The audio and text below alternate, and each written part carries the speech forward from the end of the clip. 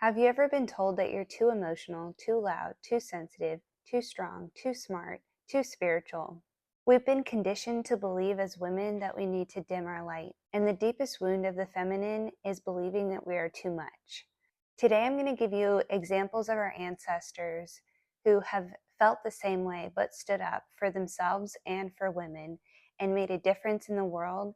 And it's time for you to reclaim your power, your femininity, and to change the story about us feeling as if we're too much. It's time to heal this wound in the feminine. Hi, I'm Rachel, and I'm a feminine energy life coach. On this channel, I talk about spirituality, femininity, and so much more. I'd love for you to join me on this journey of self-exploration and empowering women to become their authentic self. I don't know about you, but I was told growing up that ladies don't do this, ladies don't do that, and downplaying assertiveness, making sure that I wasn't too bossy. I was discouraged to take charge and express my opinions. And I was even judged for dressing up and putting makeup on. And I would get questions sometimes, and I still do to this day, why are you so dressed up? Or where are you going? And sometimes I just want to dress up just to feel pretty, just to feel fancy. And there's nothing wrong with that, right? I was encouraged to be appropriate rather than self-expressive. So how many times have you dimmed your light to fit into someone else's box? Today we'll dive into why this happens and how you can reclaim your power. So first, I'm going to give you examples of our ancestors who faced this deep wound and what they did as a result of it, or what happened as a result. For the longest time, women have been expected to stay small. And now there's this feminine movement of, I need to prove my power, I need to prove my worth, I need to show them. And this is also coming from a place of wounding. When we are trying to prove ourselves, we are contracting and not in our feminine flow. These examples that I'm going to give you are examples of women that were authentically in their feminine energy, and they expressed it with confidence and strength and beauty. And they paved the way to heal this deep wound that the feminine has of feeling too much. So the first example is witches. The witch hunts were an attempt to suppress women's intuitive gifts. These women practiced holistic healing, midwifery, and connecting with nature in a way that was medicinal. A lot of these women were punished and executed. And as a result, this created a long-lasting fear of feminine intuition. Another example is suffragists, such as Susan B. Anthony. She was the first woman to vote. She went in disguised as a man, voted, and then stepped out and revealed herself as a woman. And she was persecuted for that. But she did that in order to pave a way for women to be able to vote. The next example, which I have talked about before in one of my videos, darkness is not evil. And I talk about Mary Magdalene's story. She was deemed as a prostitute, and that's how a lot of churches convey her as a sinful woman. But it's been understood by scholars that Mary Magdalene was a leader of Jesus's followers. Her story was suppressed to maintain the patriarchal narrative that kept women in subservient roles. And the last example I have for you is artists. There's so many women artists out there. One that really drew my attention was Frida Kahlo. She was an artist who painted portraits of herself, self-portraits, and she had a unibrow. And she was told that her art was too self-expressive, it was too much, it was too bold. And that's what a lot of women received when they put their art out there, that it was too much. Can you see how this wound in the feminine of feeling like they're too much is prevalent everywhere and in every society? And it's unfortunately not something that's going to change in the near future. But when we become aware of it, when we see that it's something that is affecting who we authentically are, then we can transform our lives from that simple awareness and step into our authenticity, step into our power, step into our feminine role that brings love, light, and nurturing to the world.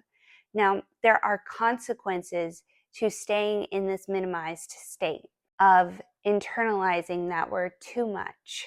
We people please. We are not our authentic self. We self-sabotage. We try to avoid rejection or being judged. When you dim your light, you disconnect from your authentic self, and therefore you disconnect from your power. An example of this in my life was that I was always told that my laugh was too loud, or I talked too much, or I needed to be more quiet, more demure, more soft and gentle. And that was something that in college I tried to develop, and it always felt very unnatural to me. And I was like, well, maybe one day I'll be soft and gentle, and that will come naturally to me. But when I fell in love with my husband, I realized that was something that he admired about me. That was something that a lot of people admire about me, is my ability to laugh boisterously and bring this contagious laughter, this contagious joy into the room that was not otherwise there. And when I believed that I needed to be more quiet, more submissive and gentle, I self-sabotaged in so many ways. I wouldn't speak my truth, and the people that I was drawn to didn't really connect with me. And there was always this empty feeling in me that I wasn't enough, that I needed to be better and do better. And it felt so disheartening and uncomfortable. And when I let that go and realized that who I am, loud laugh and all, is perfect just as it is, and it's something that needs to be embraced by me. And as a result, I'm going to attract people into my life that are going to love that part of me as well.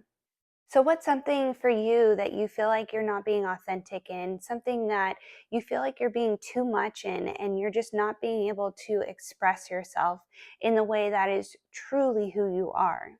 And then once you come to that realization, I want you to embrace it with open arms and receive it, knowing that who you truly are is going to attract people that feel really good to you. If you're struggling with loneliness or feeling misunderstood in your life, it's probably because you're attracting people that are not aligned to your authenticity.